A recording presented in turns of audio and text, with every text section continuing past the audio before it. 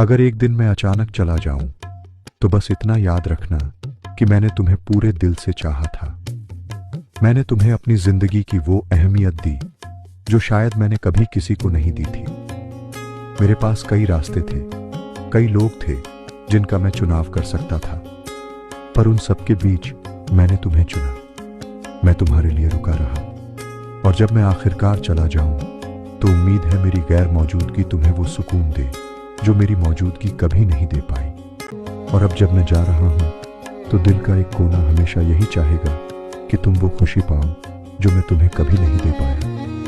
अगर कभी मेरा ख्याल आए तो वो हंसी, वो गर्माहट याद करना, वो पल जब हम चुप थे पर फिर भी सब कह जाते थे। जानना कि उस खामोशी में भी मैं तुम्हें प्यार करता था, बस हर बार कह नहीं पाता था।